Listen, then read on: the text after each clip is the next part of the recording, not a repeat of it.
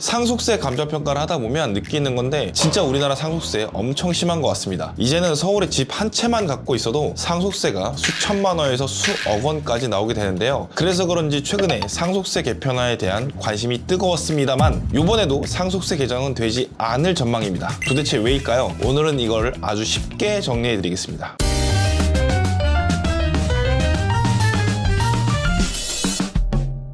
안녕하세요. 세상을 감정한 남자 김강산 평가사입니다. 아시다시피 저는 상속 증여 위주로 감정평가를 하는 감정평가사인데요. 그래서 관련 세금 정책에 관심이 엄청 큽니다. 대통령도 18호까지 상속세를 면제해주자고 말하는 게 엊그제 같은데 결국 이번에도 상속세 공제라던가 상속세율 조정을 하지는 않을 것 같아요. 상속세 공제 한도는 1997년 정해진 뒤에 28년째 그대로인데 그동안 물가도 그리고 집값도 몇 배씩 올랐죠. 수도권은 심한 곳은 10배 이상 오른 곳도 많습니다. 그런데 아직도 상속세 공제 한도는 10억이 한도입니다. 정부와 국회는 올해 상속세 완화를 위해서 두 가지 방향을 놓고 계속 논의를 했는데요. 첫 번째는 상속세 체계 자체를 바꾸는 유산취득세 전환, 두 번째는 현행 제도 내에서 공제를 올려주는 인적공제 상향. 그런데 이 두 방향이 완전히 상충하는 구조입니다. 둘 중 하나를 먼저 정하지 않으면 나머지를 설계할 수가 없어요. 결국 논의는 평행선만 달리다가 그대로 멈춰버렸습니다. 지금 우리나라는 유산세 방식입니다. 전체 유산 규모에 먼저 세금을 매기고 상속인들이 나눠서 내는 구조죠. 이 방식은 고액 자산가에게 누진세율이 강하게 적용됩니다. 그리고 상속인 수에 따라 세금이 달라지는 역진성 문제가 있었습니다. 심지어 상속인이 실제로 받는 금액보다 세금 부담이 많이 커지는 경우도 생기게 됩니다. 그래서 정부는 유산 취득세 방식을 제안했습니다. 상속인이 실제 받는 금액 기준으로 과표를 산정하게 되고 과표가 작아지니까 세 부담이 낮아지게 되고 상속인 간의 형평성도 좋아지게 되는 거죠. 이론적으로는 굉장히 합리적인 방식처럼 들리는데 문제는 고액 자산가일수록 세금이 크게 줄어든다는 점입니다. 국회에서는 이건 2조 원 규모의 감세다 이런 반발이 나왔고요. 결국 여야 모두 선뜻 동의하지는 못했습니다. 여기에 지난 이재명 대통령의 기자회견 발언이 논의를 완전히 뒤흔들었는데요. 상속세 공제 한도를 올리자 이렇게 말했는데요. 18억까지는 상속세를 없게 하자 이렇게 말도 했습니다. 이거는 현행 유산세 체계를 그대로 유지하자는 전제인데요. 즉 유산 취득세로 체계를 바꾸는 것과 논의 방향이 완전히 반대입니다. 그래서 국회가 이렇게 된 거예요. 체계를 바꿀지 유지할지 공제를 먼저 정할지 공제를 체계가 정해지고 나서 정할지 이렇게 완벽하게 꼬여버렸습니다. 이 때문에 공제 확대도 체계 개편도 그 어떤 것도 결론을 못 내고 넘어가게 됐습니다. 사실 공제 확대 논의도 쉽지 않았습니다. 왜냐면 선택지가 너무 많거든요. 배우자 공제를 얼마나 올릴지, 동거주택 상속 공제를 어떻게 조정할지, 일괄 공제, 금융재산 공제 등등 어디까지 늘릴지 이렇게 갈래가 너무 많다 보니까 단일안을 만들 수가 없었습니다. 여기에 유산취득세 전환 논의까지 겹치면서 상속세 개편은 더 이상 손도 못 대는 상황이 되어버린 것 같아요. 하나하나씩 바꿔야 되는데 한 번에 바꾸려고 하니까 논의가 엄청 많아진 거죠. 상속세 개편은 올해도 법 개정으로 이어지지는 못했습니다. 내년에 논의를 더 이어가겠다고 하는데요. 체제 개편이랑 공제 확대라는 이 갈등을 정리하지 않는 이상 똑같은 결론이 반복될 가능성이 매우 높습니다. 상속세는 이미 지나치게 과도한 수준이라는 것은 전문가들도 정치권도 다 알고 있습니다. 이 영상을 보고 계시는 여러분도 다 알고 계세요. 하지만 이 체계를 바꿔버릴지 공제를 늘릴지 끝내 결론을 못 내면서 말만 많고 변화는 없는 한 해가 되어버렸습니다. 앞으로는 시대에 맞게 정말 현실적인 상속세 제도가 만들어지길 기대하겠습니다. 상속세를 못 내서 부모님이 몇십 년간 살고 지내던 부동산을 처분하는 일이 없게끔 정치권에서 조율을 빨리 좀 잘 해주셨으면 좋겠습니다. 이상 세상을 감정한 남자 김강산 평가사였습니다. 다음 영상에서 또 만나 뵙겠습니다. 빠이빠이.